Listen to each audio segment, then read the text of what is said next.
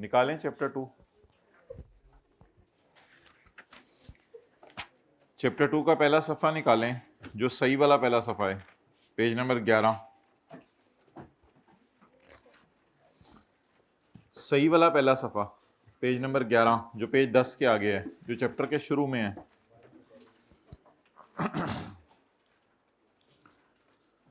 उसमें लिखा हुआ है the constitution of Pakistan is the main source of all laws. Pakistan का जो आइन है वो असल में ऐसी सोर्स है जो कि सारे लॉज के लिए एप्लीकेबल है, यानी कि किसी कानून की कोई हैसियत नहीं है जब तक कि पाकिस्तान का आइन उसको हैसियत ना दे दे। तो अगर कानून को पाकिस्तान का आइन हैसियत देगा तो वो कानून कानून माना जाएगा, याद रहेगा। अच्छा जी, तो पाकिस्तान के आइन को आइन तब माना जाएगा, पाकिस्तान के कानून को कानून तब माना जाएगा जब वो आइन में लिखा हो। अगली लाइन उसने ये लिखी है कि अकॉर्डिंग टू आर्टिकल 77, आइन में आर्टिकल 77 है, हमारे सिलेबस में तो 78 है पहला। Taxes can only B charged bye parliament, parliament taxes लगा सकती है बस, और कोई नहीं लगा सकता। It divides powers between federation and provinces, कुछ पावर्स हुकूमत पाकिस्तान को दे दी हैं, फेडरल गवर्नमेंट को, और कुछ सूबों को दे दी गई हैं ताकि वो टैक्स कलेक्ट कर सकें। ये चैप्टर 3 चीज़ों के ऊपर तकसीम हुआ है। वो 3 चीज़ें क्या हैं वो हम फिर देख लेंगे, वो इधर से देखने का कोई फ़ायदा नहीं। कल वाला निकाल लें, page number 12, supplementary and excess grant. Supplementary and, फर्ज करें किसी वजह से हुकूमत के खर्चे बढ़ गए या किसी नए खर्चे के लिए ज़रूरत पड़ गई। मिसाल के तौर पे तालीम के लिए रखा था 20 अरब रुपया, तालीम के लिए 22 अरब की ज़रूरत पड़ गई। आर्मी के लिए रखा था 60 अरब रुपया, उसके लिए 70 अरब रुपए की ज़रूरत पड़ गई। या कोई ऐसा मसला खड़ा हो गया जो पहले से सोचा ही नहीं था, कोई जंग छिड़ गई, तो क्या करेंगे? फिर एक और बजट आएगा, फेडरल गवर्नमेंट जाके देगी। किसके सामने जाके देती थी? नेशनल असेंबली के सामने जाके, नेशनल असेंबली के सामने जाके क्या देती थी? Annual budget statement. लेकिन अब क्या देगी? सप्लीमेंट्री और एक्सेस ग्रांट के बारे में एक बात करने लगे हैं। अगर किसी साल ये पता चले कि किसी सर्विस के लिए जो पैसा ऑथराइज किया गया था वो कम पड़ गया, या किसी नई सर्विस के लिए खर्चा करना पड़ गया जो कि शुरू में नहीं सोचा था, या फिर अमाउंट जो स्पेंड की है किसी सर्विस पे एक्सीड कर गई है अमाउंट ग्रांटेड, यानी जो पैसे ग्रांट किए थे वो कम थे, खर्चा ज़्यादा हो गया, तो क्या करेंगे? The federal government can authorise expenses from FCF। Federal government FCF की बास्केट से कहेगी पैसे निकाल लो। For this federal government lay before करेगी, कल वाली बात, ले बिफोर करेगी किसके सामने जाके? नेशनल असेंबली के सामने जाके, सप्लीमेंट्री और एक्सेस बजट। अगर किसी सर्विस के लिए पैसे कम पड़ जाएं, सर्विस कोई भी आप ले सकते हैं, सर्विस से मुराद हेल्थ है, डिफेंस है, कुछ भी है, एजुकेशन है, तो लिख लिया आप लोगों ने, हेल्थ है, डिफेंस है, एजुकेशन है।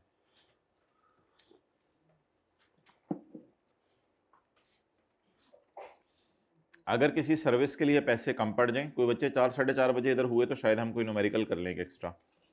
अगर किसी सर्विस के लिए पैसे कम पड़ गए, आपको शेयर कर देंगे लिंक, या न्यू सर्विस के लिए पैसे चाहिए, या यानी जंग छिड़ गई, कोई और मसला हो गया।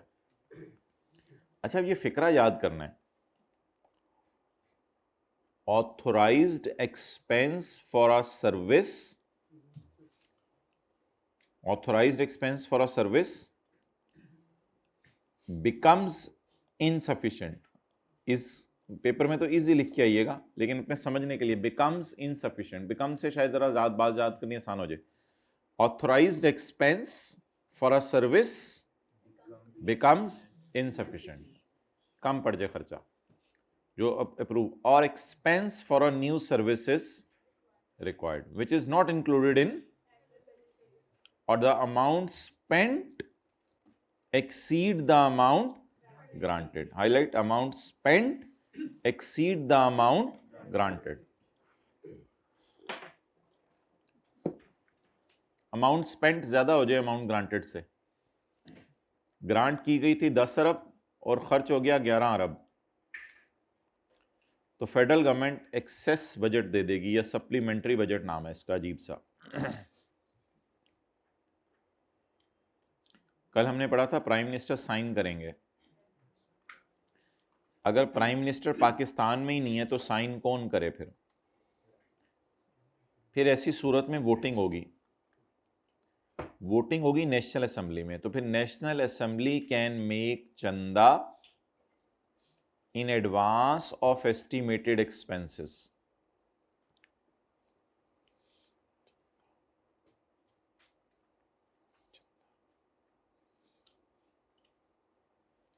जरा इस तरह याद करें, नेशनल असेंबली कैन मेक चंदा फॉर एस्टिमेटेड एक्सपेंसेस।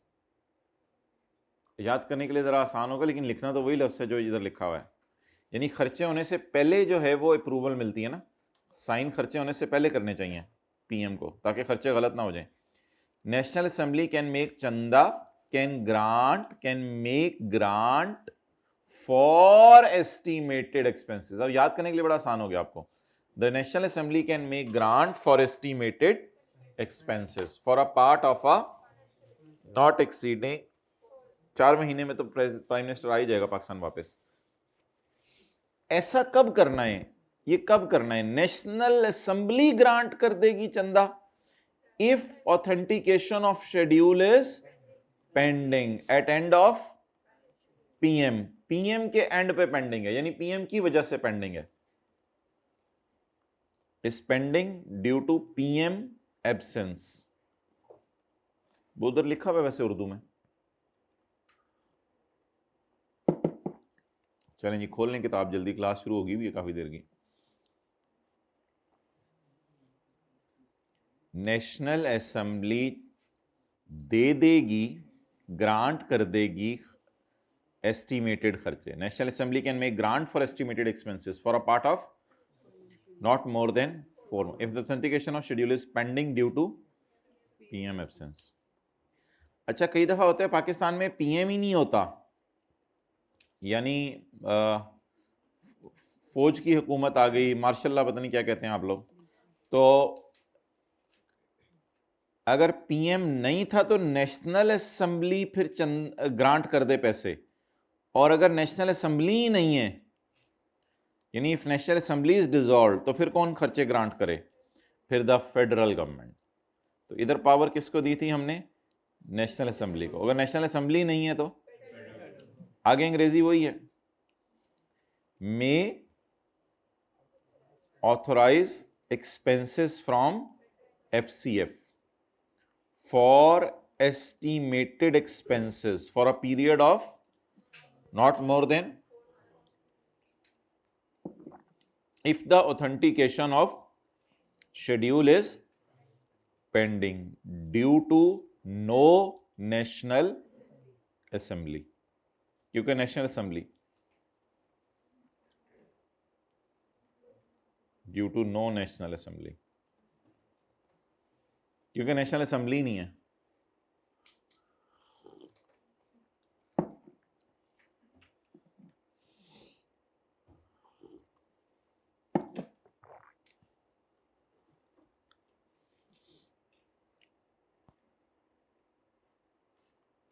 ये दोनों पॉइंट्स मैं रिवाइज भी कराऊंगा अभी। पार्लियामेंट का मतलब कल मैंने आपको बताया था, 2 हाउसेज होते हैं पार्लियामेंट के, सेनेट और नेशनल। जैसे आप लोगों के 2 हाउसेज हैं, किधर है? एक स्विट्जरलैंड के अंदर है, तो 2 हाउसेज होते हैं ऐसे ही पार्लियामेंट के, सेनेट और national assembly. Each house shall have a separate दफ्तर। हर हाउस का क्या होगा? सेपरेट दफ्तर। लेकिन किसी एक बंदे को दोनों जगह नौकरी दी जा सकती है। मिसाल के तौर पे एक इंजीनियर है, दोनों जगह का सॉफ्टवेयर संभाल ले, उसकी इजाजत है। हाउएवर नौकरियां ऊपर मैंने लिखा हुआ है however नौकरियां common to both houses can be awarded, can be given. तो नौकरियां दी जा सकती हैं, नौकरियां देने में कोई मसला नहीं।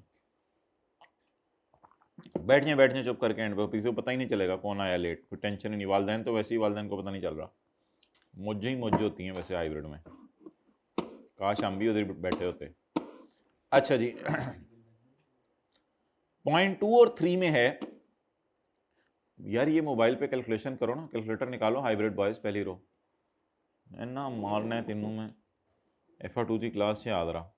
अच्छा, पार्लियामेंट रेगुलेट करेगी hiring of persons, parliament regulate करेगी hiring of persons appointed to secretarial staff of both houses. तो एम्प्लॉयज की रिक्रूटमेंट और हायरिंग कौन देखेगा? पार्लियामेंट। यानी नौकरियां कौन देगा? स्पीकर और चेयरमैन। असल में पार्लियामेंट तो कुछ नहीं है, उसके अंदर बंदे हैं ना, तो उसमें फिर आगे उसने लिखा स्पीकर और चेयरमैन प्रेसिडेंट की इजाजत से make rules regulating the recruitment of persons appointed to the secretarial staff of both houses.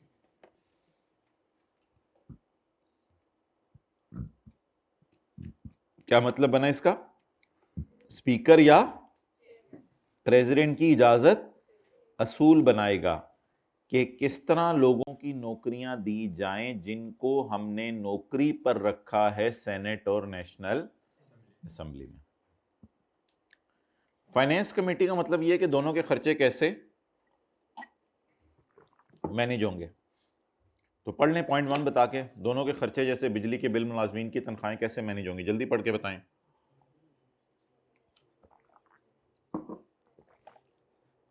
The expenses of National Assembly and Senate shall be controlled by National Assembly or Senate, acting on the advice of national assembly और senate के खर्चे control करेगा national assembly और senate. हमारे घर के खर्चे control करेंगे हम, ऑन द एडवाइस ऑफ अब्बू या अम्मी या बहन भाई, वो आगे बताएगा। असल में कौन नेशनल असेंबली में खर्चे मैनेज करेगा? स्पीकर या चेयरमैन या पाकिस्तान का finance minister and other members elected by national assembly और सेनेट। फाइनेंस कमेटी में make rules for regulating it's procedures. Constitution of committee का क्या मतलब है? कमेटी में कौन कौन बैठेगा। तो इस कमेटी में कौन कौन होगा जिसमें खर्चे मैनेज हो रहे होंगे? स्पीकर, चेयरमैन और फाइनेंस मिनिस्टर। चलें जी याद करें भाई, ये डंडा पकड़ाना। All revenues received and loans raised by whom and all amounts received in repayment of shall be जमा कराई जाएगी to FCF and all other monies received by or deposited with Supreme Court shall also be credited to public account of Federation। FCF और PAF की basket का कब्जा किसके पास होगा? The custody of FCF and the custody of PAF and the payments from the funds shall be regulated by Act of Parliament। Annual budget statement हर साल federal government shall lay before the national assembly. अभी annual budget statement नहीं लफ्ज बोलना, अभी बताना है कि ये सफेद सा होता है, अंडा मोटा सा। The estimated receipts and expenses की detail, it will be called as annual budget statement में अलग अलग बताया जाएगा। बोले amount required to meet expenses, बार बार बोलें amount required to meet expenses charged by constitution, ये हैं आर्टिकल 81 वाले खर्चे। And amount required to meet other expenses propose to be made from FC. ये छोड़ें। Expenses charged on FCF in annual budget statement shall be discussed in, however a voting will never be। यहां से याद किया था या पिछले सफे से याद किया था? पिछले सफे से याद किया था, ठीक है, वो भी ज्यादा अच्छा है। Expenses charged on FCF in annual budget shall be discussed in, a voting will not be required.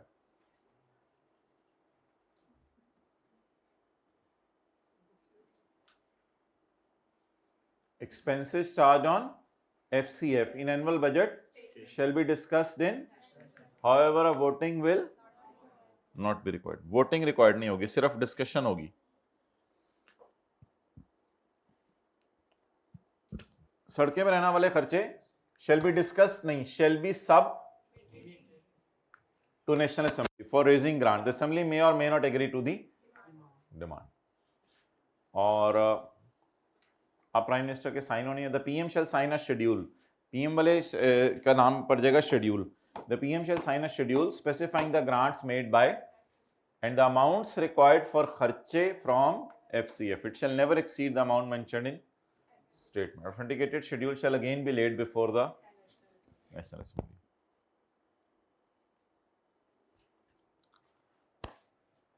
अगर किसी साल ये पता चले कि ऑथोराइज्ड खर्चा किसी सर्विस के लिए कम पड़ गया है, इंग्लिश में याद करें, if in a financial year it is found that expense for a service is insufficient. Authorised को जरा ब्रैकेट में लें, आसान लगेगा आपको याद करना. ऑथोराइज्ड लिख के तो आने हैं. If in a financial year it is found that expense for a service is, किसी सर्विस के लिए एक्सपेंस कम पड़ गया है, और expense for a new service is required. आगे तो आसान लाइन है.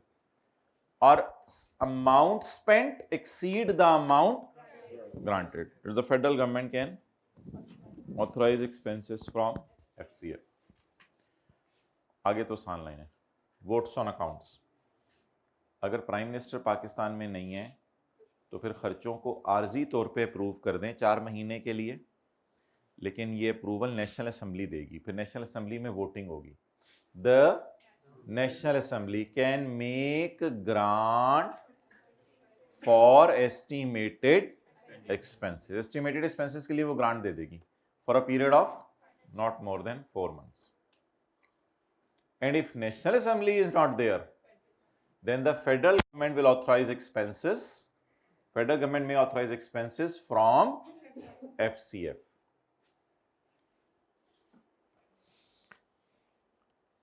ये पैसे कहां से देगी? From किसके लिए देगी? For estimated expenses. कितने अरसे के लिए देगी? 4 months. किसके अंदर? मतलब ये कि सारे एस्पेक्ट कवर करके आया करें. बच्चे पूछते हैं रट्टा मारने, भाई सारे एस्पेक्ट कवर करने हैं. आपने बताना है कि ये पैसे FCF की बास्केट से दिए जाएंगे. अब आप कह रहे हैं रट्टा मारें. ये पैसे FCF की बास्केट से दिए जाएंगे और ये पैसे अंदाजन होंगे, और ये पैसे 4 महीने से कम की अप्रूवल सिर्फ देंगी. उतनी देर में नेशनल असेंबली अल्लाह करे बानी जाए. ये फाइनेंशियल ईयर के अंदर 4 महीने होंगे. इस तरह अलग अलग कर लिया करें तो बात याद हो जाए. अगर ऑथेंटिकेशन ऑफ शेड्यूल पेंडिंग पड़ी हुई है क्योंकि नेशनल असेंबली ही नहीं है. सेनेट और नेशनल असेंबली के अपने अपने दफ्तर होंगे. ये नहीं कि एक ही दफ्तर में सारे बैठे हों, लेकिन नौकरी common to both houses can be given. Parliament का पाकिस्तान में ये काम है कि वो हायरिंग ऑफ पर्संस देखे जिनको हमने नौकरी पे रखना है एज अ नौकर ऑफ बोथ हाउसेस. याद करें, मजलिस शूरा में regulate recruitment. Recruitment of what? Of persons appointed to the secretarial staff. Secretarial staff किसका?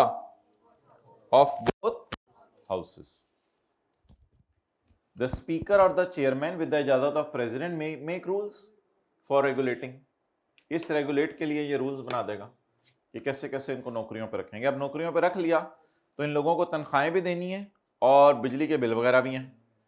तो द खर्चे of national assembly and senate shall be controlled by national assembly और senate on the मशवरा of finance committee. अब national assembly अपने खर्चे अगर खुद मैनेज करेगी तो फाइनेंस कमेटी बनानी पड़ेगी. फाइनेंस कमेटी में कौन होगा? फाइनेंस कमेटी में वही होंगे, स्पीकर होगा, चेयरमैन होगा और मिनिस्टर ऑफ फाइनेंस होगा, और फाइनेंस कमेटी अपने रूल खुद बनाएगी। अब ये हेडिंग है फाइनेंस कमेटी, इसका मकसद है खर्चे मैनेज करना। ये है नौकरियां देना, दफातर ऑफ मजलिस शूरा। ये है अगर नेशनल असेंबली ही डिसॉल्व हो गई है। ये है वोट्स ऑन अकाउंट्स, तो वाजे करके आई क्या बताएगा। वैसे ये वोट्स ऑन अकाउंट्स तो कोई हेडिंग नहीं है, अजीब सी है।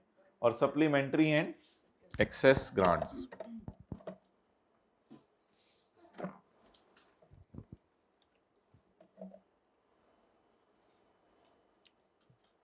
अच्छा जी, ये आपके उसमें है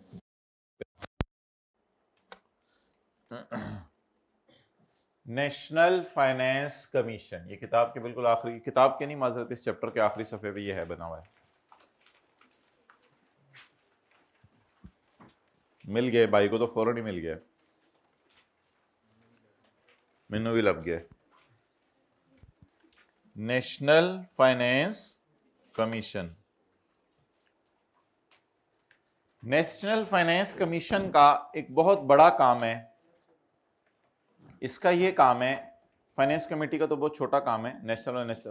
वो फाइनेंस नेशनल असेंबली और सेनेट के खर्चे देखने होते हैं।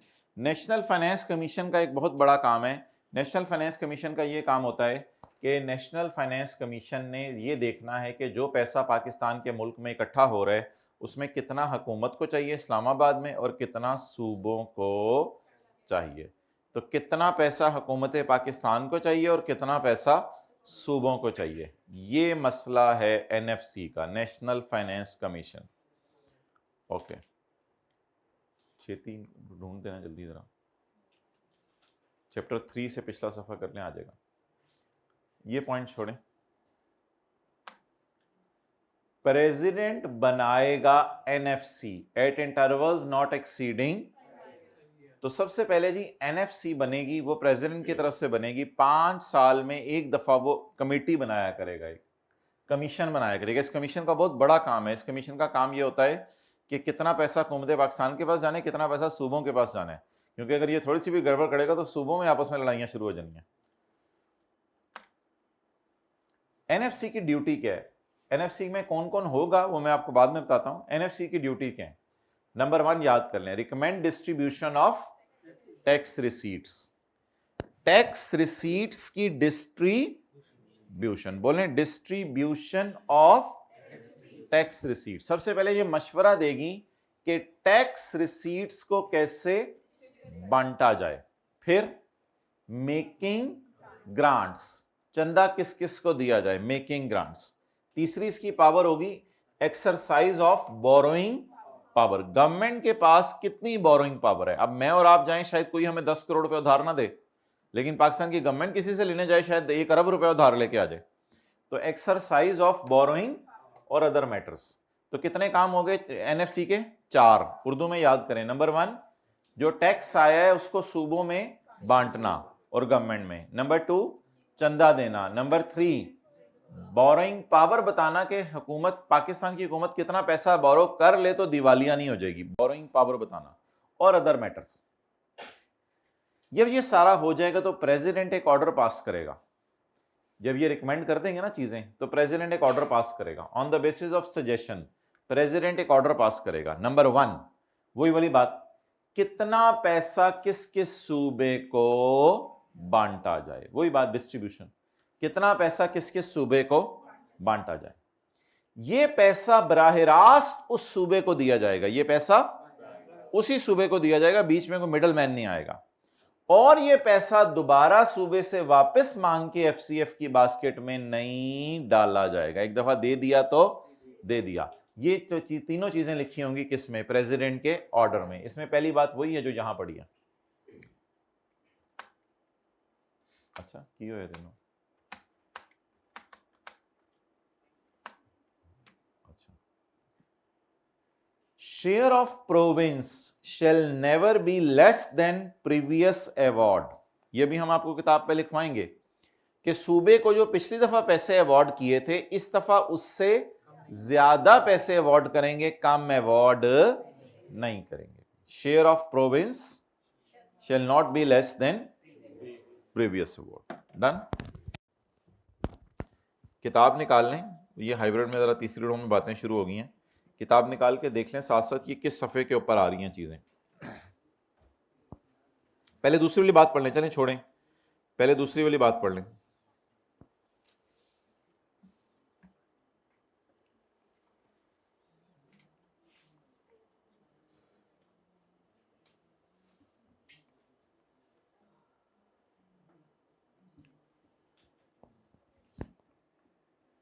बाई एनुअल मॉनिटरिंग होगी। बाई एनुअल मॉनिटरिंग का क्या मतलब है? साल में 2 दफा मॉनिटरिंग होगी कि ये जो पैसा दिया गया है ये सही तरह पहुंच भी गया या नहीं। रिकमेंडेशन, असल में एनएफसी जो कमेटी है ना, उसमें बैठा कौन कौन होता है वो मैं अभी बताता हूं आपको। उसमें पाकिस्तान का फाइनेंस मिनिस्टर बैठा होता है और लोग बैठे होते हैं। एनएफसी की कमेटी की जो रिकमेंडेशन है ना, ये आप किसके सामने ले बिफोर करेंगे जाके? बोथ हाउसेस, यानी नेशनल भी और नेशनल असेंबली भी और सेनेट भी। President may make amendments regarding the law relating to distribution. ये जो डिस्ट्रीब्यूशन का लॉ है ये प्रेसिडेंट बदल सकता है। डिस्ट्रीब्यूशन का लॉ हो सकता है आबादी की बेस पे हो कि जिस मुल्क की, जिस सूबे की ज्यादा आबादी है उसको ज्यादा पैसे दे दें। तो president may make amendments regarding law relating to distribution. ये एनएफसी का काम ही डिस्ट्रीब्यूशन है कि किस सूबे को कितने पैसे जाने हैं। प्रेसिडेंट मे मेक चंदा इन नीड ऑफ असिस्टेंट। वैसे तो एनएफसी का मशवरा आना चाहिए मेकिंग ग्रांट, लेकिन प्रेसिडेंट भी कभी जरूरत पड़ने पे चंदा दे सकता है। End of slide shows. Click to exit. No, we are not clicking, come back. Okay, अब अगर आपको बातें याद हो गई हो तो बताएं। नंबर 1, प्रेसिडेंट बनाएगा एनएफसी कितनी दफा? 5 साल में 1 दफा। ड्यूटीज ऑफ एनएफसी क्या होंगी? कि वो मशवरा देगी कितने पैसे किस सूबे को बांटे जाएं, चंदा देगी, बोरिंग पावर एक्सरसाइज करने के बारे में बताएगी और अदर मैटर्स। प्रेसिडेंट के ऑर्डर में किसी को बात याद हो कितनी बातें लिखी हुई थी? प्रेसिडेंट के ऑर्डर में 3 बातें लिखी हुई थी कि कितने कितने पैसे किस सूबे को जाने हैं और पैसे बराह रास्त, और तीसरी बात किसी को याद हो, एक दफा पैसे निकाल लिए गए एफसीएफ से तो दोबारा एफसीएफ में नहीं डाले जाएंगे। ये प्रेसिडेंट के ऑर्डर में बातें लिखी हुई थी।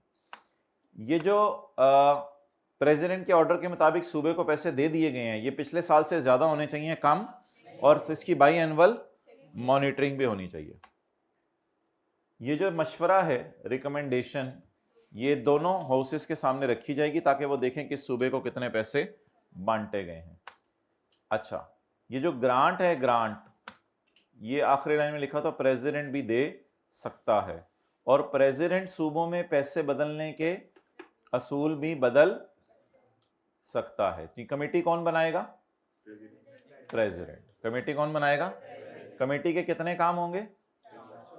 4 काम होंगे। कमेटी के कितने काम होंगे? प्रेसिडेंट के ऑर्डर में कितनी बातें लिखी होंगी?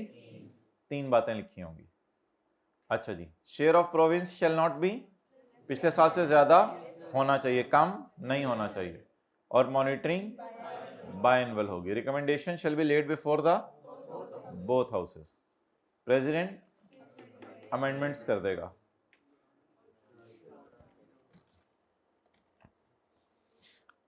अच्छा, ये ना पेज 13 हमने नहीं पढ़ना, ये मैं आपको मंडे को बताऊंगा। ये पेज 13 पेज 11 ही रिपीट हुआ हुआ है, लेकिन ये सूबे के लिए है। ये किसके लिए? सूबे के लिए। कल और परसों जो हमने पढ़ा है ना, आज और कल, वो है हुकूमत पाकिस्तान के लिए जो इस्लामाबाद में है, और वो आगे सूबे के लिए है। तो ये सारी रेपिटेशन है, ऑल मनीज, लोन रिसीव्ड, सारी रेपिटेशन है, कॉपी पेस्ट। तो इसमें फ़र्क इंशाल्लाह देख लेंगे मंडे को। इसकी टेंशन छोड़ें। ये 2 सफ़े हो गए आपके, अल्लाह का शुक्र है। फारग करें इनको। यहाँ पे आए 14वें सफ़े पे। भाई एक बहुत बड़ा मसला इस चैप्टर में जो आज हम डिस्कस किया है अभी, distribution of revenue between Islamabad में जो फेडरल गवर्नमेंट है एंड प्रोविंसेस। इसके लिए हमने क्या बनाई है? NFC, national finance. वो पार्लियामेंट वगैरह के बिजली के बिलों के लिए फाइनेंस कमेटी बनाई हुई है, वो छोड़ें, वो तो ऐसे ही 2-3 लाइनों में खत्म कर दिया था। ये तो एनएफसी है, एनएफसी। एनएफसी में बैठेगा कौन, ये मैंने आपको भी नहीं बताया था। Who may be the member of NFC. तो प्रेसिडेंट 5 साल में एक दफा बनाया करेगा एनएफसी। इसमें पाकिस्तान फेडरल गवर्नमेंट का फाइनेंस मिनिस्टर होगा और सूबों के फाइनेंस मिनिस्टर्स होंगे, और कोई बंदा अगर प्रेसिडेंट मशवरा रखना चाहे गवर्नर की मौजूद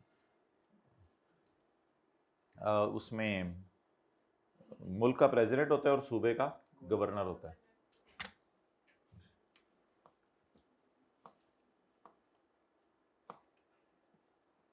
अच्छा, ड्यूटीज आपने पढ़ी थी, 4 है ना ड्यूटीज, 4 ड्यूटीज हैं। वो लाइन याद आ रही है? 4 ये है duties. It shall be duty of an. ये जो पावर पॉइंट की प्रेजेंटेशन है ये इस काबिल नहीं है कि याद की जाए, इसमें नहीं पूरी बातें कवर हुई हुई, इसमें हमने नहीं कहा पूरी बातें, ये यहीं से याद करना पड़ेगा। It shall be duty of the to make suggestions to president. NFC ने सजेशंस किसको देनी है? प्रेसिडेंट को। एनएफसी ने सजेशन पाकिस्तान क्रिकेट बोर्ड के चेयरमैन को देनी है? अच्छा, प्रेसिडेंट को देनी है। कल देखा था वो पास पेपर का सवाल, अजीब अजीब बातें कर रहा था, पता नहीं टैक्स बाहर की गवर्नमेंट ने लगाना है और ये करना है वो करना है। वो इंशाल्लाह मंडे को डिस्कस करेंगे हम, अभी कल नहीं, आज नहीं, जो होमवर्क में दिया था केड़ा homework. It shall be the duty of NFC to make suggestions to president. Number 1, हुकूमत और सूबों के दरमियान कितने पैसे बांटे जाएं। याद करें जी ये लफ्ज, the distribution of tax receipts, the distribution of tax receipts between federation and province. The distribution of tax receipts between federation and province. The making of चंदा इन एड, जरूरत पड़ने पे। वहां से पता नहीं चल रहा था चंदे की किसको जरूरत है। By federal government to, federal government ने प्रोविंशियल गवर्नमेंट को चंदा देना है, तो ये एनएफसी की ड्यूटी है बताए कि कितना दे सकते हैं। किस हद तक पावर है फेडरल गवर्नमेंट या प्रोविंशियल गवर्नमेंट के पास उधार लेने की, उधार किस हद तक लिया जा सकता है। यानी साथ वाला अगर किसी से 10 लाख रुपए उधार ले रहा हो तो आप 10 साथ उसको आंख मार देंगे, वो भाई तेरी मेहरबानी उन्होंने 10 लाख रुपए लेके, आप बोरिंग 100 रुपये उधार ले लें मैं और आप तो समझ आती है। अच्छा जी, point D, any other finance matter referred by president. तो बस इसको इधर ही याद कर लें। It shall be the duty of NFC to make मशवरा to regarding distribution of tax receipts between federation and the making of chanda by to the exercise by federal government and provincial government of borrowing powers। ये मैंने नहीं पढ़ाया, taxes raise by parliament. Parliament कौन से taxes लगा सकती है, इसको बाद में पढ़ लेते हैं। अब वो जो किथे साडा लैपटॉप, अब वो जो नीचे नहीं लाइनें 2 आई थी नीचे, एक ब्लू कलर की, वो वाली। द शेयर ऑफ सूबा in each suggestion of NFC shall not be less than share in suggestion. तो अवार्ड से मुराद आप साल लिख लें या जो भी लिख लें, यानी इस साल जो पैसा दिया गया वो पिछले साल से कम नहीं होगा।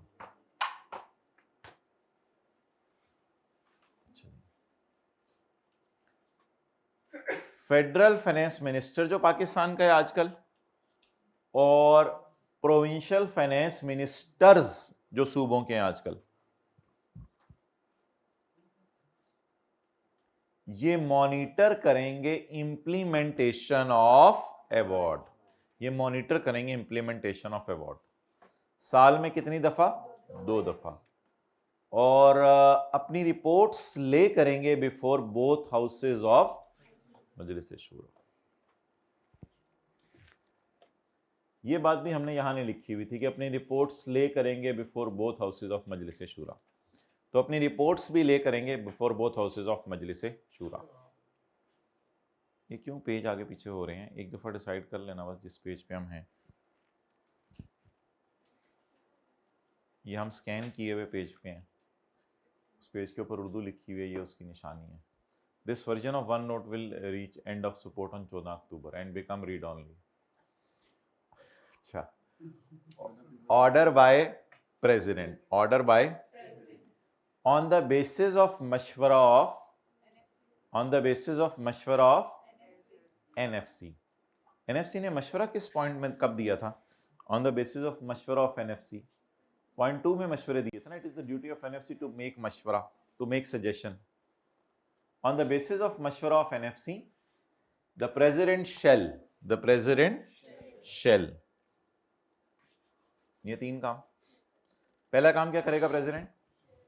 Share of which is to be allocated to, and that share shall be paid to the government of province.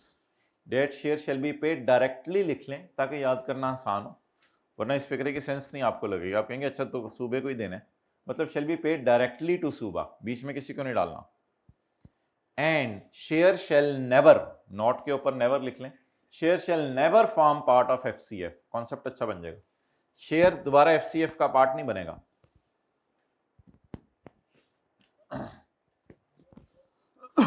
अब वो लाइन पड़ी थी शायद इधर, पॉइंट, हाँ लिखे हैं इधर पॉइंट, पॉइंट 5 पढ़ा था। सजेशंस ले बिफोर की जाएंगी बोथ हाउसेस। इधर the suggestion of NFC shall be laid before both houses and provincial assemblies। इससे पहले के प्रेसिडेंट कोई ऑर्डर पास करे टैक्स बांटने को, president may make such amendments in the कानून relating to distribution of revenue between the federal government and provinces. इसकी उर्दू कहीं लिखी होगी, इसकी उर्दू हो नहीं सकता कहीं लिखी ना हो। हाँ ये लिखी हुई है, ये तो बहुत जबरदस्त फिक्र है असल में। प्रेसिडेंट सूबों के दरमियान पैसे तकसीम होने के कानून, हो सकता है पहले आबादी की बेस पे पैसे तकसीम होते हों, अब रकबे की बेस पे पैसे तकसीम हों। हो सकता है पहले शहरों को ज्यादा पैसे तकसीम होते हों, गांवों को कम होते हों, कुछ भी रूल बदल सकता है। तो ये फिक्रा बहुत इंपॉर्टेंट है। द प्रेसिडेंट में, हाँ कैफ 2 के बाहर इंपॉर्टेंट लिख लो इधर, जो मैं फिक्रा बोल रहा हूं इंपॉर्टेंट उसके साथ लिख रहे होते हो। Before any order regarding the share of tax receipts under clause 4 the president may make amendments in the kanun relating to distribution of between federal government and provinces। the president may make chanda, the president may make chanda in need of assistance अगर जरूरत पड़े, and such chanda shall be charged upon FCF। और ये चंदा किस basket से निकाला जाएगा? FCF के बास्केट से निकाला जाएगा।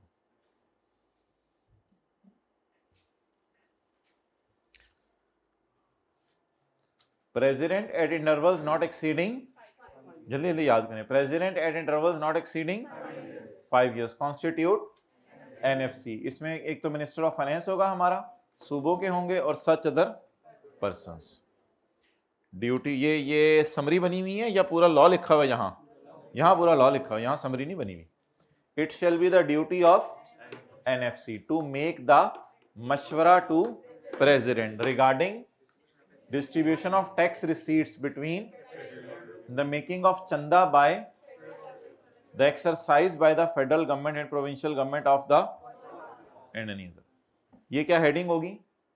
Duties of NFC.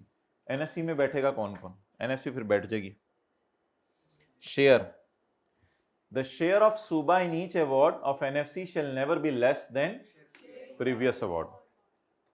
the federal finance minister और सूबे के मिनिस्टर्स देखा करेंगे इम्प्लीमेंटेशन ऑफ अवार्ड बाई, और फिर अपनी रिपोर्ट्स भी ले किया करेंगे।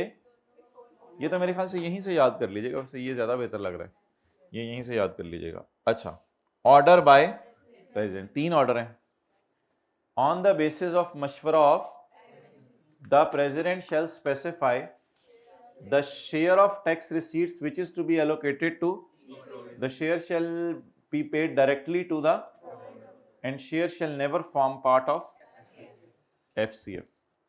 recommendations of NFC shall be laid before both houses and provincial assembly।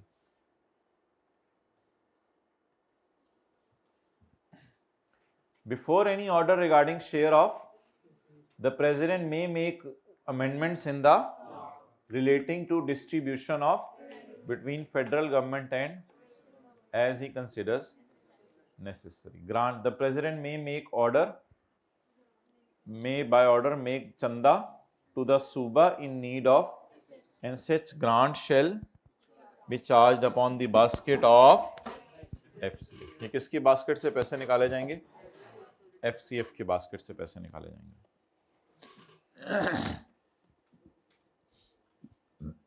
लेकिन यहां इस सफ़े पे अगर कोई आया हुआ है तो वो लिख लीजिएगा, पॉइंट 3 मिसिंग है। पॉइंट 3 तो हमें यहीं से करना पड़ेगा। पॉइंट 3 आसान सा था इसलिए कहीं समरी में नहीं डाला।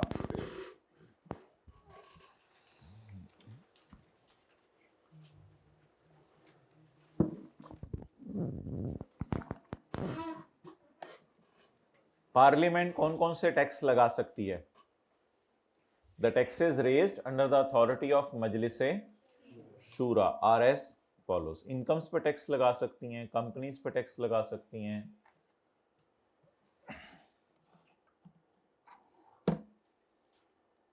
इसको काट दें, सेल पे टैक्स लगा सकती है, चीज़ों की परचेज पे टैक्स लगा सकती है, इंपोर्ट पे, एक्सपोर्ट पे, मैन्युफैक्चर पे, कंज्यूम पे। ये अल्फाज आपके लिए नए हैं क्योंकि हमने ना अभी सेल्स टैक्स नहीं पढ़ा हुआ, तो सेल्स टैक्स में ये अल्फाज आप पढ़ेंगे सारे। एक्सपोर्ट ड्यूटीज कॉटन पे लगा सकती है, and such other export duties, such duties specific, such duties specific, such other taxes. ये वाले टैक्सेस कौन लगा सकती है बोलें? पार्लियामेंट। चैप्टर तो मुक गया है, 10-12 मिनट में और मुक सकता है, लेकिन हम बस करते हैं वैसे। बस ये वाला पढ़ लें। ये जो है natural gas and hydro electric power. अच्छा मोहतरम, अगर किसी सूबे में गैस निकल आए तो फिर उस गैस जिस एरिया में निकलेगी वहां पर वो लोग जो गैस निकालेंगे उस गैस पर को टैक्सेस अगर लगेंगे गवर्नमेंट की तरफ से, तो वो टैक्सेस उसी सूबे को जाएंगे जिन सूबों में से वो गैस निकली। ये पैसे फेडरल गवर्नमेंट को एफसीएफ की बास्केट के लिए कभी भी नहीं दिए जाएंगे। तो अगर किसी सूबे में गैस या अगर किसी सूबे में बिजली प्रोड्यूस हुई और उसके ऊपर कोई टैक्स लगा, तो उस टैक्स की जो रिसीट्स हैं, अब पेमेंट तो नहीं है, ये तो गवर्नमेंट के एंगल से बातें हो रही हैं, उस टैक्स की जो रिसीट्स हैं वो उसी सूबे को दे दी जाएंगी जिस सूबे में वो कुआं था। अगर गैस निकलने पर गवर्नमेंट कोई ड्यूटी या रॉयल्टी ले तो वो पैसे इस सूबे को देंगे जहां कुआं था। पॉइंट ए याद कर लेते हैं, बी तो वही रेपिटेशन है। The receipts of federal excise duty. ये नेट प्रोसीड्स तो बच्चे के लिए जरा मुश्किल हो जाता है, ये बात तो कुछ ना कुछ सेंस दे जाती है कि सेक्शन 4 कह रहा है the receipts of federal excise duty. Federal excise duty लगा के जो गवर्नमेंट के पास पैसे आए हैं उनकी बात हो रही है। The receipts of federal excise duty किस पे लगी है? On natural gas. कहां पे? जब नेचुरल गैस कुएं से निकल रही थी। And royalty collected by federal government. The receipt of royalty, the receipt of duty, the receipt of duty and royalty shall not form part of FCF। थोड़ा सा मैंने अनहाईलाइट कर दिया, माजरत। अब ये फाइनल फिक्रा बना है, the receipt of duty and royalty shall never form part of FCF। ये FCF की बात। फिर कहां जाएंगे? And shall be paid to the सूबा द कुआं इज लोकेटेड। हेडिंग वही चल रही है जो पिछले सफे के शुरू में पढ़ी थी, broad heading, distribution of revenues between federation and provinces.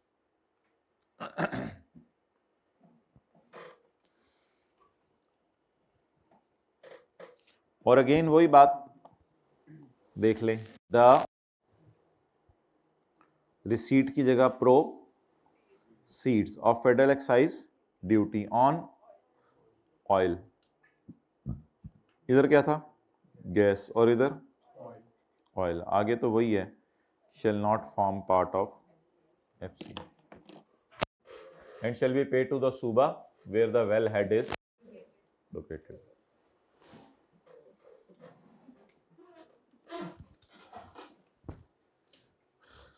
ये तो बात हो गई नेचुरल गैस की और ऑयल की। अब बात होगी हाइड्रो इलेक्ट्रिक पावर की। पॉइंट 2 में the profit earn from bulk generation of power, the profit earn from bulk generation of बिजली at a hydro electric station, well head नहीं कुआं, at hydro electric station shall never become part of FCF and shall be paid to the सूबा। बोलें, the profit earned from generation of बिजली at, तो ठीक है समझ आ रहा है, at hydro shall be paid to province. Net profit का मतलब आपको पता है, रेवेन्यू में से खर्चे माइनस कर दें, रेवेन्यू फ्रॉम सेल ऑफ बिजली minus operating expense. Operating expenses क्या होते हैं? ऑपरेटिंग एक्सपेंसेस में हम लोग तो टैक्स नहीं डालते, लेकिन वैसे इसने लिखा हुआ ये टैक्सेस इनकम टैक्सेस नहीं है, कोई और टैक्सेस होंगे, taxes duties interest depreciation element, ये कौन से न्यूमेरिकल में चीज़ें आनी हैं, तो बस ये ऐसे ही याद करें, टैक्सेस ड्यूटीज इंटरेस्ट, ये सारी चीज़ें इसकी नज़र में ऑपरेटिंग एक्सपेंसेस हैं। तो इसके ऊपर जो टैक्स लगेगा वो किसको जाएगा? बोले, टैक्स लग के जो पैसे आएंगे वो किसको जाएंगे? प्रोविंस को। चलें, ये 1.5 सफ़ा कोशिश कीजिएगा इसको याद करने की। निकाल लें चैप्टर 12।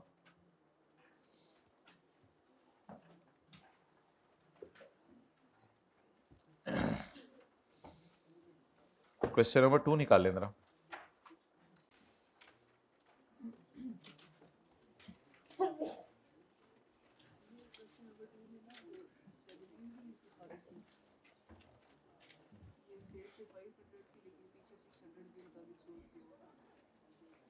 ओहो, लिख लेते हैं।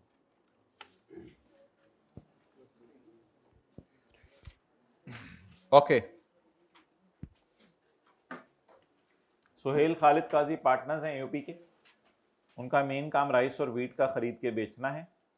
15 लाख इनको लॉस आया है, लॉस तक पहुंचते हुए रेंटल इनकम ऐड हो चुकी हुई है, नेट रेंटल इनकम ऐड हो चुकी हुई है और कुछ खर्चे माइनस हो चुके हैं। तो मोबाइल इस्तेमाल करते हुए देखें हमने क्या किया था, हमने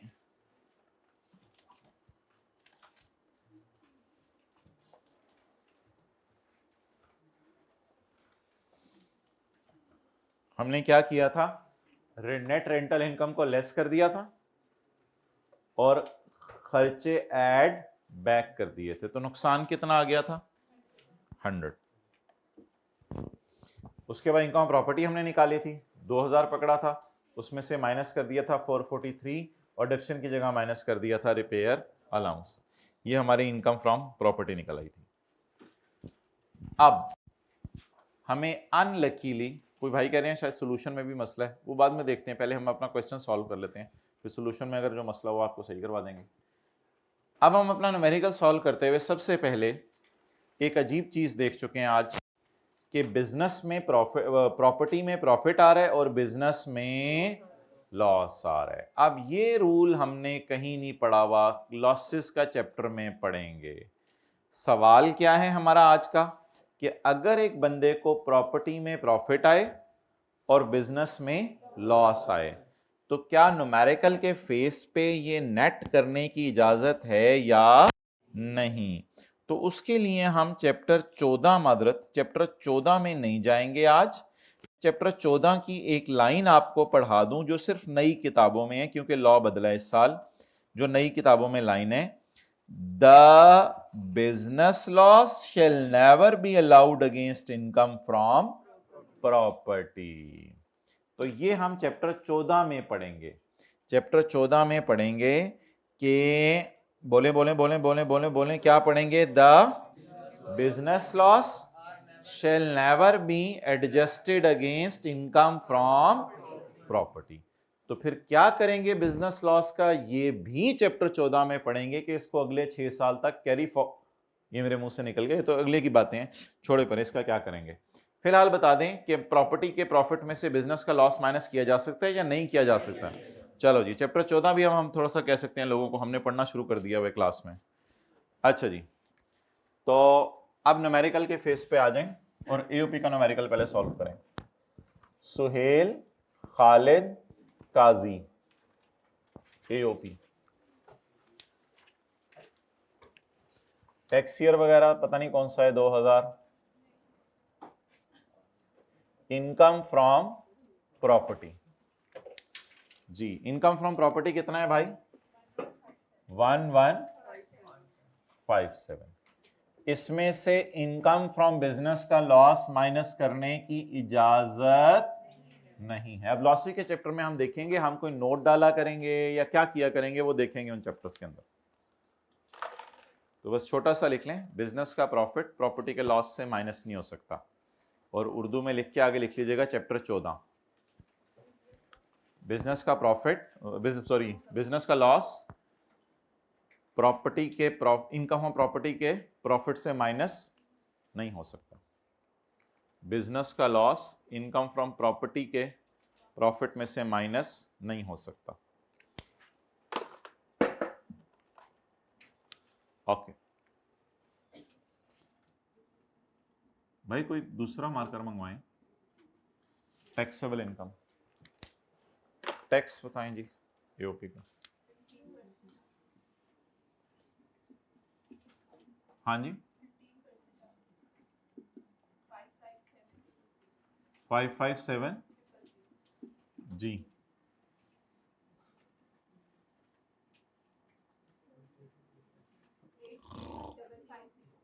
83550 जाने दें, और जाने दें 83550,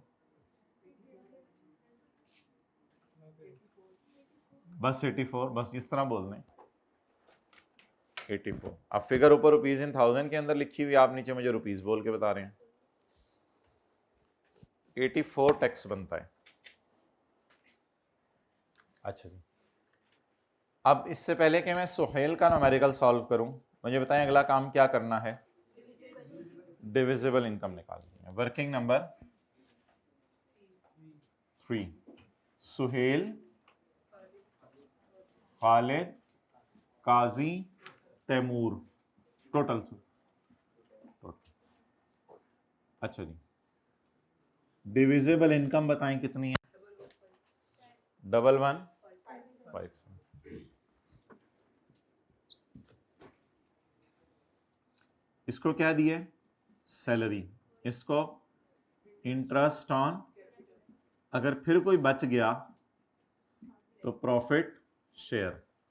वो किस रेशो में देंगे? 2:2:2।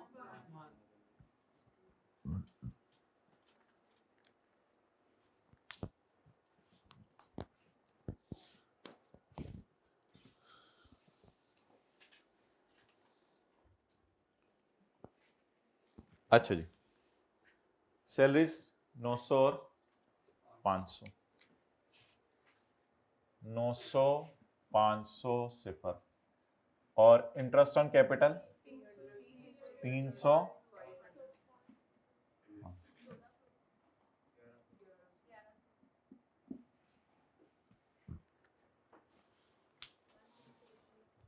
क्या? कितना?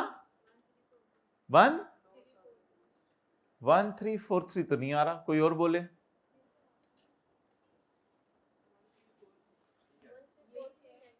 1343 नेगेटिव में है। अच्छा, ये बोलना था। सही है, सही है। आज आप अजीब काम देखे हुआ है, पहली दफा हुआ है। 1157, इसलिए मैंने कहा था होमवर्क में ना कीजिएगा। 1157 minus 1400 minus 1100 is equal to negative 1343। अब 1343 को, अब वो नीचे लंबी सी वर्किंग ना किया करें, ये भाई ने खोली हुई थी बस, ठीक है। 2:2 लिख के 1343 डिवाइड बाय 5 इंटू 2,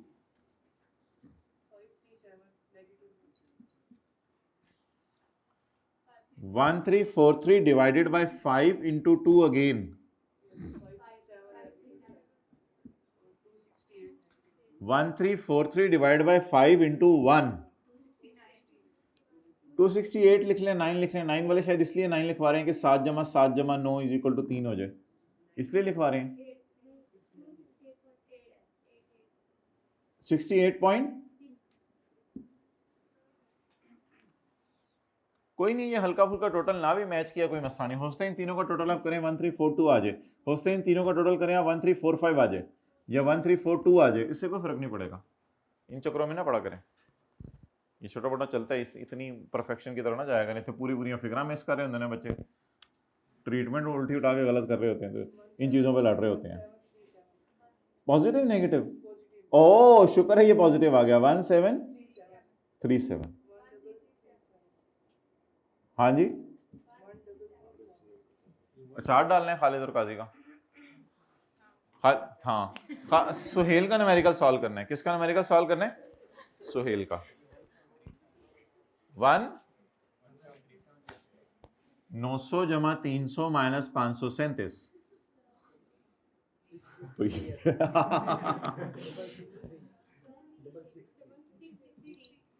663। ऐसे परेशान होते हैं, कटिंग करनी पड़ेगी, जैसे रजिस्टर पहले बड़ा साफ है। ओके, अब सुहेल बाबू का न्यूमेरिकल सॉल्व करना है।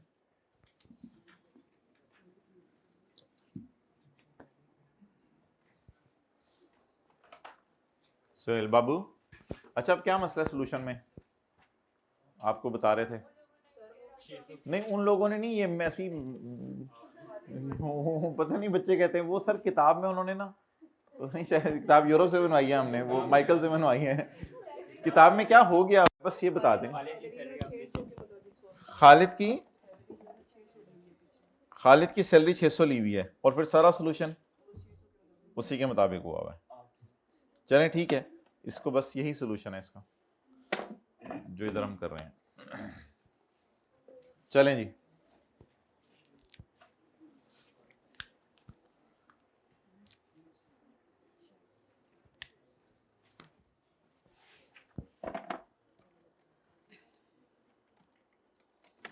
सुहेल ने क्या गुल खिलाया?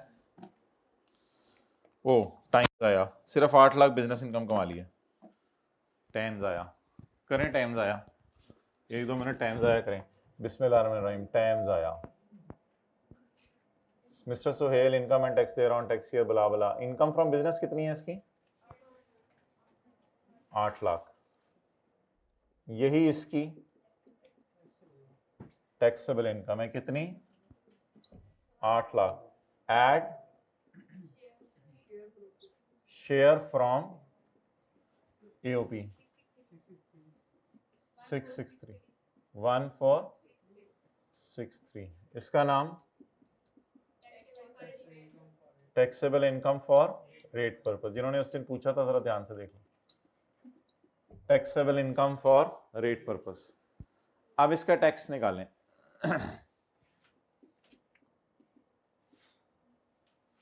14,63,000 का टैक्स निकालें। 14,63,000 का टैक्स निकालें। बंदे रखे हुए हैं 1 लाख प्लस 30% ऑफ, ज्यादा हो गया मेरे ख्याल से। 14 लाख पे तो इतना ही है।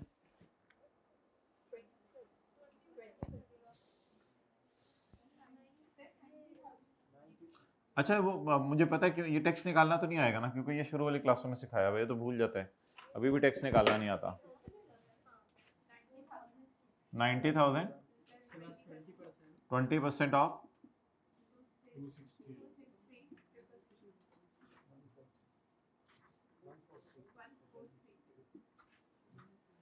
तो ये आ गया ज्यादा वाली इनकम पे ज्यादा वाला टैक्स।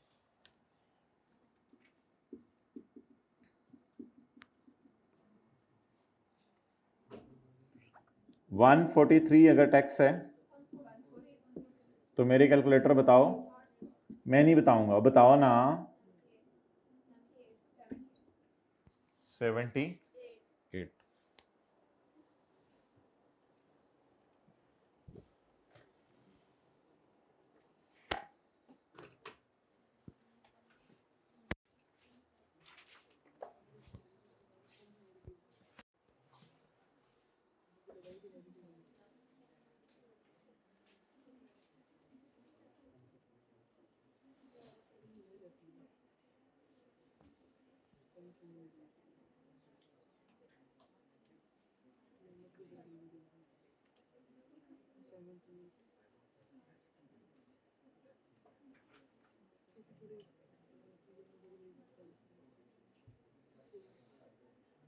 ठीक है, ये ज़बरदस्त है, ऊपर वाला मैंने नहीं देखा तो। अच्छा, पावर पॉइंट भी भेज दिया मुझे, ओके फाइन, करवा दो कॉपी।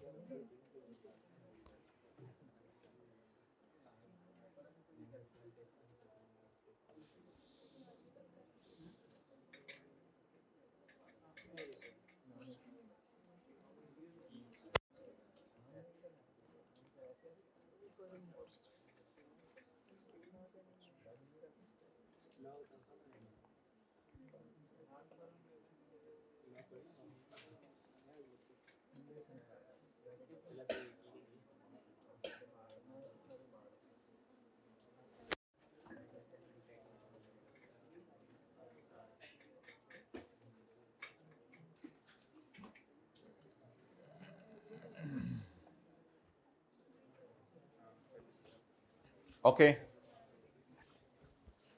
अच्छा, एक बात जरा बता दें, इधर लाएं। एक नहायत ही हैरानकुन सी और अजीब सी बात जो आज हमने की है, कोई हाथ खड़ा करके बता दे और इनाम ले लें। कोई नहीं, लॉस प्रॉफिट नेगेटिव में नहीं। कोई बंदा हाथ खड़ा करके ये बात बता दे कि पहले तो आपने कुछ और बताया था और आज कुछ और कर रहे हैं। जी, और कोई बता दे, और कोई बता दे जी।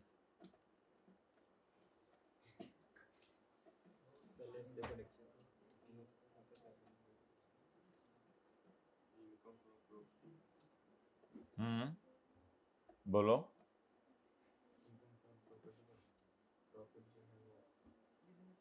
जी जी, और कोई बता दे।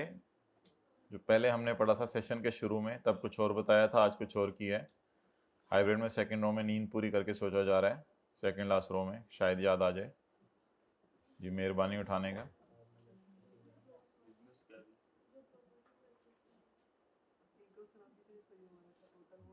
चलें ठीक है, सोचते नहीं, रात 8 बजे तक।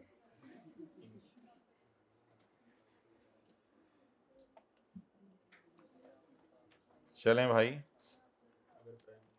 सारे बच्चे जो है उनमें से किसी को भी इनाम नहीं मिला।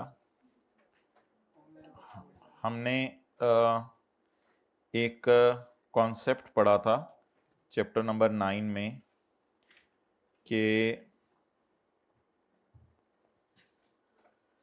where any property is owned by 2 or more person and their shares are मालूम, the persons shall never be assessed as an AOP। हालांकि हमने ब्लंडर मार दिया आज, हमने तो इनको AOP समझ लिया है। अगर वो न्यूमेरिकली गायब हो गया उसका AOP वाला जो न्यूमेरिकल अभी हमने सॉल्व किया था, तो AOP मैंने कहा था इनकम हम प्रॉपर्टी कमा ही नहीं सकती। हमें तो चाहिए ये था कि AOP ने जो इनकम हम प्रॉपर्टी कमाई थी उसमें देखते कितना हिस्सा सुहेल का है, कितना खालिद का है और कितना काजी का है, और फिर यहाँ पे इसकी इनकम फ्रॉम प्रॉपर्टी डालते, यहाँ पे करके यहाँ पे इसकी इनकम फ्रॉम प्रॉपर्टी डालते, क्योंकि AOP इनकम प्रॉपर्टी नहीं कमा सकती। हमने जो न्यूमेरिकल किया था ना क्लास में, कासिम एंड तलहा वाला, कासिम एंड तलहा ने जॉइंटली हाउस ओन किया हुआ था लाहौर के अंदर। 75% एक का था और 25% दूसरे का था। तो हमने क्या किया था, हमने सबसे पहले वर्किंग में जाके निकाली थी income from property, 88 lakh minus 17,60,000, 3,40,000, 6,675,000। फिर हम इसको AOP के न्यूमेरिकल ने सॉल्व किया था। हमने क्लास में हेडिंग नहीं दी थी Qasim and Talha AOP income and tax thereon. हमने इसका 75% अलग से जाके कासिम के न्यूमेरिकल में डाला था और इसका 25% अलग से जाके तलहा के न्यूमेरिकल में डाला था। ये 75% कासिम के न्यूमेरिकल में डाला था और इनका टैक्स अलग अलग कैलकुलेट किया था। और आज हमने अभी थोड़ी देर पहले मैंने जब सवाल सॉल्व किया है तो मैंने हेडिंग अभी दी थी, वो मिटा दी है, इसलिए दोबारा लिख रहा हूं। मैंने AOP का न्यूमेरिकल सॉल्व करते हुए कितनी इनकम प्रॉपर्टी थी, 1157। मैंने तो दो अगरचे, THOUGH वाला, दो अगरचे there shares were definite and ascertainable, फिर भी मैंने ब्लंडर मारा है और मैंने इनकम ऑफ प्रॉपर्टी को किसकी इनकम में डाल दिया है? एओपी की। हालांकि मैंने तो आपको कहा हुआ है प्रॉपर्टी इनकम एओपी की इनकम बनती ही नहीं अगर उनके शेयर डेफिनेट और एसर्टेनेबल हो। तो पहले भी हम सही कर रहे थे, आज भी हमने सही किया है। असल में बात यह है कि सेक्शन 66 में एक लाइन लिखी हुई है कि जब कभी प्रॉपर्टी दो या दो से ज्यादा बंदे ओन करें और उनकी प्रॉपर्टी के राइट एसर्टेनेबल हो तो उनको एओपी आपने नहीं समझना, नेवर नेवर उनको एओपी नहीं समझना। हालांकि आज हमने उनको एओपी समझा है, आज हमने उनको एओपी समझा है। वो कह रहे हैं इनको एओपी नहीं समझना। And the share of each person shall be taxable in their own hands, और पार्टनर के हाथों में ये टैक्सेबल होगा। This section shall never apply in computing income from business. इस बुनियाद पे लोग कहते हैं कि अगर एक बंदा बिजनेस भी कर रहा हो, ये मैंने कहा था चैप्टर 12 में पढ़ेंगे, अगर एक बंदा बिजनेस भी कर रहा हो और प्रॉपर्टी इनकम भी कमा रहा हो तो फिर उसके लिए ये सेक्शन नहीं है। फिर वो बंदा जो है वो हमेशा अपनी इनकम फ्रॉम प्रॉपर्टी नॉर्मल तरीके से कैलकुलेट करेगा कि वो एओपी ही समझी जाएगी, एओपी ही समझी जाएगी। अब बहुत बड़ी बात हम जो है वो क्वेश्चन 2 के ऊपर लिखने लगे हैं ताकि ये बात जो है वो हमेशा के लिए खत्म हो जाए। 2 or more partners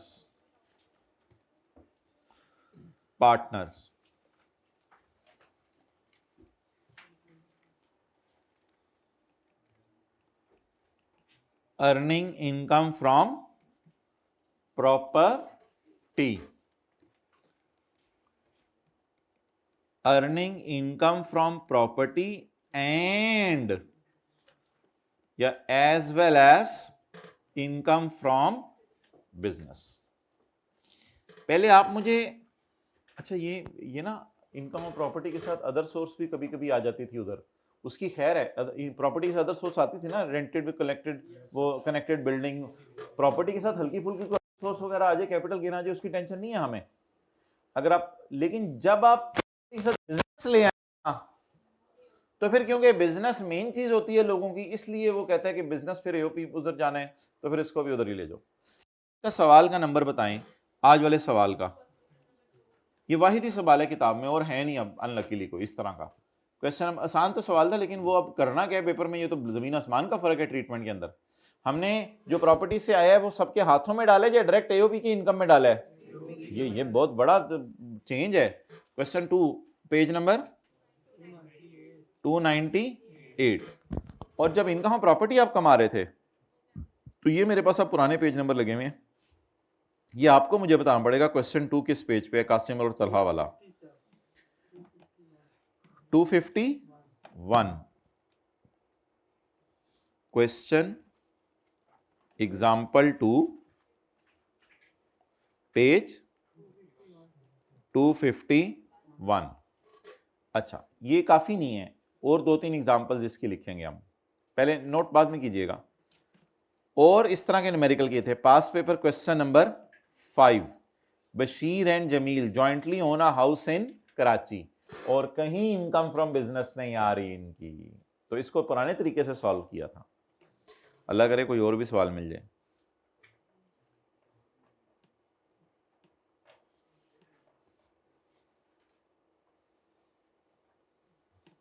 नहीं बस ठीक है, और कोई ऐसा सवाल नहीं है। आप बता दें ये बशीर एंड जमील वाला पास्ट पेपर का नंबर कौन सा था? Past paper question 5 page number 252।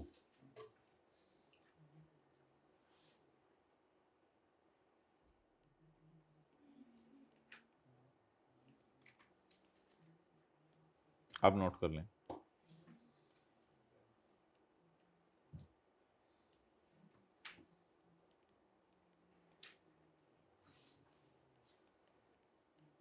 ये आपने मंडे को मुझे याद कराने की ये बात रिवाइज करानी है मैंने। अब ट्रीटमेंट में फर्क बता दें क्या होगा।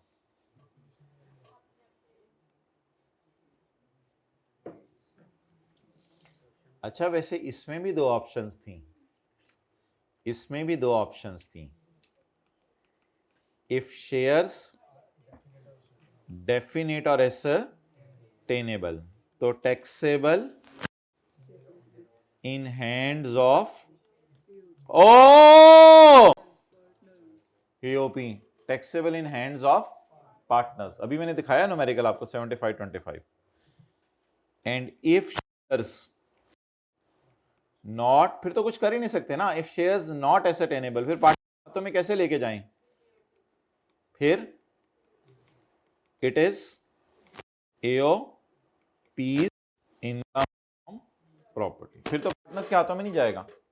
और इधर क्या करना है, आज क्या किया है, it is AOP's income from property. या पार्टनर के हाथों में लेके गए हैं? पार्टनर के हाथों में सुहेल की खाली बिजनेस इनकम उठाई है या प्रॉपर्टी का हिस्सा भी डाला है? खाली बिजनेस इनकम। सुहेल के हाथों में तो नहीं डाली ना property income. Property income Suhail के हाथों में डाली है या सुहेल खालिद काजी वाले न्यूमेरिकल में डाली है? बी रिस्पॉन्सिव, बता दें, बात नहीं समझ आ रही तो भी बता दें। ये प्रॉपर्टी इनकम सुहेल के जाती न्यूमेरिकल में डाली है या सुहेल खालिद काजी एओपी वाले न्यूमेरिकल में डाली है?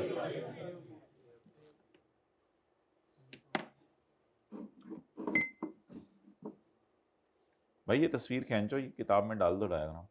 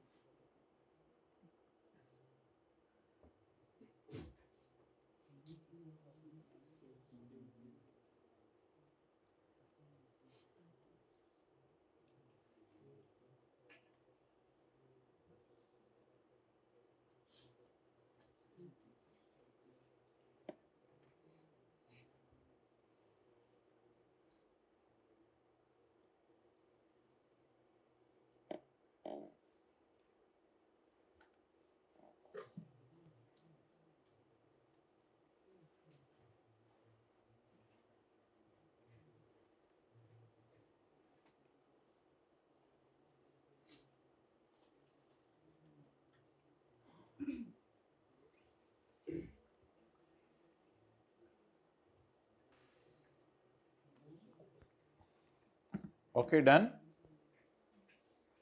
और डन। ओके, बस सादा सी बात है, थोड़ा सा उर्दू में भी बेशक लिख लें। जब इनकम हम प्रॉपर्टी के साथ इनकम फ्रॉम बिजनेस कमा रही होगी एओपी, तो इनकम हम प्रॉपर्टी एओपी के न्यूमेरिकल में डालनी है। जब इनकम फ्रॉम बिजनेस के साथ इनकम फ्रॉम प्रॉपर्टी भी कमा रही हो एओपी, जब इनकम फ्रॉम बिजनेस से इनकम प्रॉपर्टी भी कमा रही हो एओपी, तो इनकम प्रॉपर्टी को एओपी के न्यूमेरिकल में तो इनकम प्रॉपर्टी को एओपी के न्यूमेरिकल में डालना है।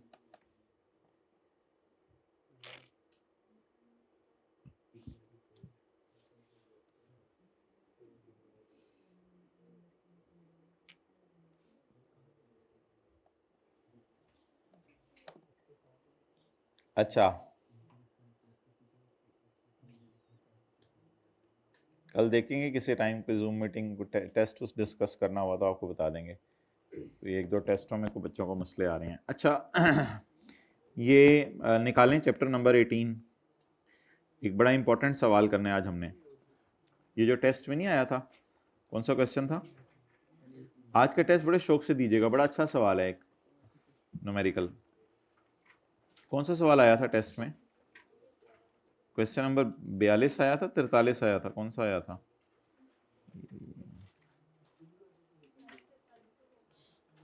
ये वाला था। क्या चीज? टेस्ट तो 1980 का हो गया वह, पेज 496। अच्छा, टेस्ट तो काफी अच्छे से दिए ही नहीं। चलें ठीक है, क्वेश्चन 49 निकालें आप। क्वेश्चन 49।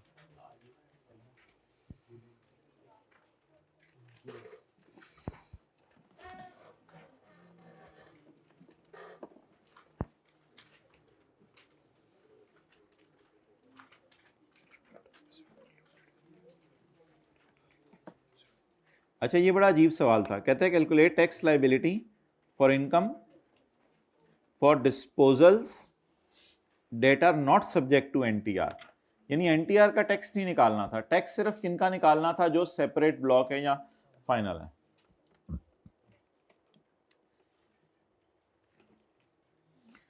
चौदह फरवरी 2024 को हमारा साल खत्म होने से तकरीबन कोई 4-4.5 महीने पहले उसने एक्सपोर्ट कर दिया एक कटिंग मशीन टू यूएई।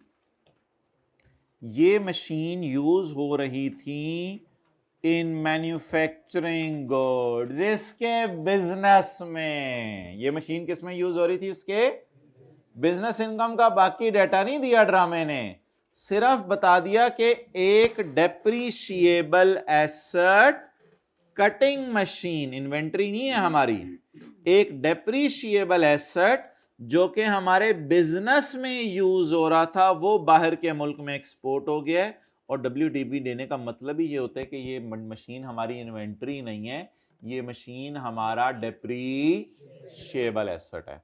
तो हमने पढ़ा था अगर कोई एसेट बाहर के मुल्क में एक्सपोर्ट हो जाए, अगर कोई एसेट बाहर के मुल्क में एक्सपोर्ट हो जाए तो उसकी इनकम कैसे निकालनी है? टैक्स वालों का गेन और loss on disposal, consideration less tax वालों की WDB। पता कैसे चला? ये बिजनेस के चैप्टर में जाएगी। ये मशीन इस्तेमाल हो रही थी चीजें बनाने में जो पाकिस्तान में बिकनी है। इसका मतलब है हम कौन सी इनकम कमा रहे हैं? Business income. बिजनेस इनकम वाली मशीन हमने एक्सपोर्ट कर दी। मशीन एक्सपोर्ट करना जाएगा सेक्शन नंबर 22 में, डेप्रीसिएशन। तो सेक्शन 22 में हमने पढ़ा था कि अगर आप कोई डेप्रीशिएबल एसेट एक्सपोर्ट कर दें तो फिर पहले जरा जनरल रूल बता दें, कंसिडरेशन कितनी है? ओ जनरल रूल पूछा। डेट ऑफ परचेज वगैरह दी हुई है और डेप्शन रेट दिए हुए हैं या WDB दे दिया है? कमाल होगी, WDB दे दी, BB दे दी, और क्या चाहिए? 950। लेकिन एक काम करना है ना आपने, कंसिडरेशन को कॉट के नहीं बोले, काट के, कंसिडरेशन को कॉट के कॉस्ट लिख देना। कितनी?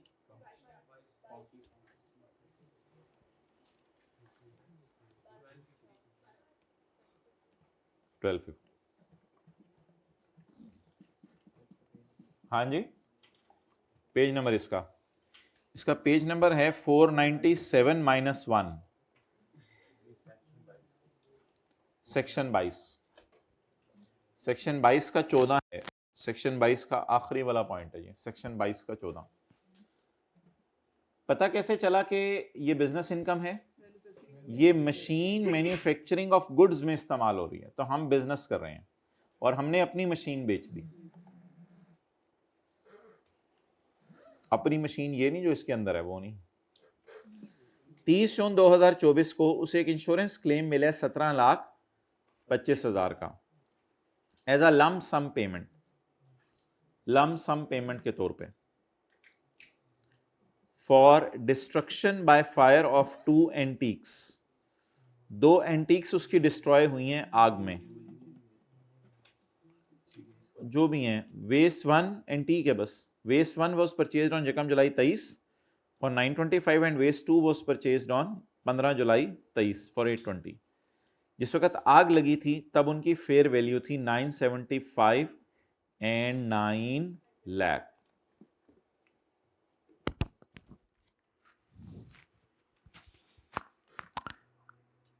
अच्छा,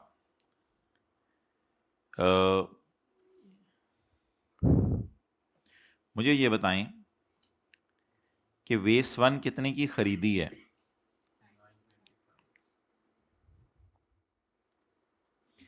मेरे ख्याल से ना कॉस्ट का डाटा पेपर में अलग कर लीजिएगा। ये किसका डाटा हो गया? कॉस्ट का। वेस 1 वॉज परचेज्ड फॉर 925 एंड वेस 2 वॉज परचेज्ड फॉर 820। अब मुझे बताएं कि ये 1750 और 975 और 900 क्या है? हाथ खड़ा करके बताएं, ये 1725, 975 और 900 क्या है? अच्छा, खरीदने के दिन कितने की थी? एक 925 की थी, दूसरी 800। ये तो कॉस्ट है, इस पे तो कोई लड़ाई नहीं। अगर डिस्ट्रॉय ना होती तो ये बाजार में कितने की बिकती और ये कितने की बिकती? 900 की। लेकिन डिस्ट्रॉय हो गई, तो हमें बाजार से बेच के पैसे मिले या इंश्योरेंस क्लेम वाले पैसे आए? इंश्योरेंस क्लेम वाले कितने पैसे आए? 1725। आप बताएं बेच के कितने, या मतलब इंश्योरेंस क्लेम से कितने पैसे आए, डिस्पोजल पे कितने पैसे आए? 17। अब मैं अलग अलग नहीं कर सकता, तो तरीका बताया था अलग अलग करने का। बोलें कैसे अलग अलग करें? अच्छा, इन एडजस्टमेंट्स के लिए अगर हम एक फॉर्मेट बना लें, आज फॉर्मेट बना लें, एक फॉर्मेट बनाता हूं मैं। इनकी फेयर वैल्यू लिख दें, इनकी कॉन्सिडरेशन लिख दें, इनकी कॉस्ट लिख दें, और गेन और लॉस लिख दें। ठीक है, वेस 1 और वेस 2। कोई इट मेक सेंस? कोई समझ आ रही बात? अच्छा, गिवन डेटा मुझे लिखवाएं, गिवन डेटा। कॉस्ट बताएं, तसल्ली से 1 मिनट मुझे फॉर्मेट भर लेने दें। कॉस्ट बताएं, कॉस्ट। हाँ जी, 925। प्लीज सारे सवाल से देखिए, भाई नोट कर लेना। 925 और 820, नोट कर लेना 820। ठीक है जी। फेयर वैल्यूज बताएं, fair value on date of disposal, fair value on disposal, date of disposal 900। अच्छा, कंसिडरेशन बताएं, क्या है? मोहतरम, ये है क्वेश्चन का डाटा। मेरा मशवरा होगा कि पेपर में हमने एक दफा स्कल्पचर वाला सवाल भी किया था, 2 स्कल्पचर बिजनेस के चैप्टर के अंदर, वो मैं याद कराइएगा, मंडे को दिखा दूंगा आपको सवाल। तो ये सवाल का डाटा है।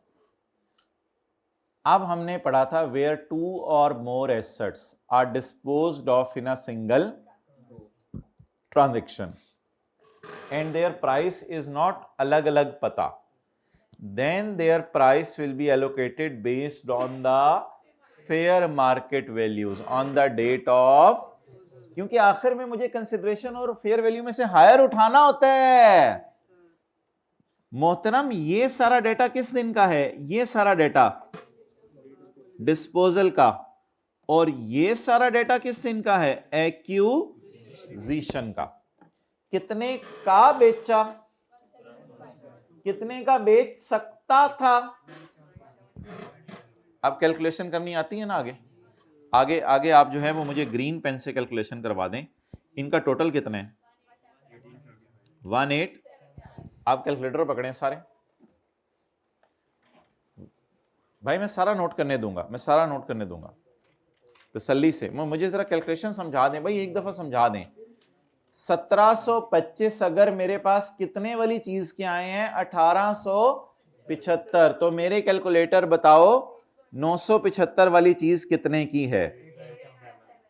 हाँ जी, इधर क्या था? हाँ बोलें। 897, 828। क्लियर?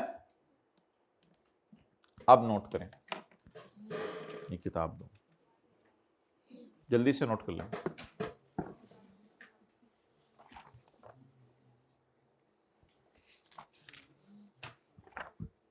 हमारा सॉल्यूशन अल्लाह का शुक्र है इसी फॉर्मेट पे बना हुआ है।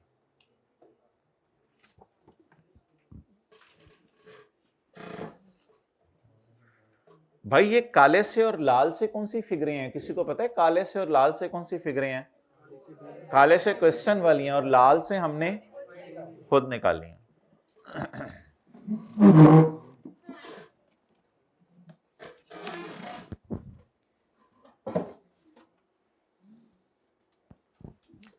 थोड़ा आसान हो जाएगा, आइंदा समझ आ जाएगा इसका किस तरह करना है। बंद बैक कर ले बंद। अच्छा क्या भाई, कौन सा सेक्शन जिसमें ये दोनों को अलग अलग करना लिखा? सेक्शन 22 का पेज नंबर, हाथ दोगी यार, किताब में जाके देख लेना। सेक्शन 22 का पेज नंबर, सेक्शन 22 डेप्रिसिएशन वाला है। अब वो देखेगा, अब इस कॉन्सेप्ट को नहीं समझेगा ये कि आप कितने लोगों को याद है मशीन एक्सपोर्ट हो जाए तो ये वाला प्रोविजन लगाते होते हैं। ठीक है, 70-80% बच्चों को पता है, ठीक है, किसी से पूछ लेना। अच्छा मोहतरम भाई भाई भाई भाइयों वाली बात करें आज। मुझे ये बताएं कि ये मैंने ख़रीदे थे, इनको आप कॉस्ट ना कहा करें, आप हिस्टोरिकल कॉस्ट कह दिया करें, ताकि एक चीज़ ज़रा जहन में रहे, ये हिस्टोरिकल कॉस्ट है, यानी जब कभी ख़रीदे थे। हिस्टोरिकल कॉस्ट वैसे टैक्स की क्लास में लफ्ज़ तो नहीं यूज़ होता, ये हिस्टोरिकल कॉस्ट है। जलने की वजह से दोनों का इकट्ठा इंश्योरेंस क्लेम कितना आया? अगर जलते ना और अलग अलग बाजार में बिकते तो कितने के बिकते? ये। अब मैंने कैलकुलेटर पकड़ा, मैंने कहा कि 1725 में 1875 वाली चीजें बिक गई हैं, तो बताओ 975 वाली कितने में बिकी है? डन। अब मैंने आपसे ये पूछना है कि ये वाला कॉलम कैसे आना है, ये वाला कॉलम कैसे आना है? अच्छा, उसके लिए मैं यहां लिख देता हूं ए, बी और सी।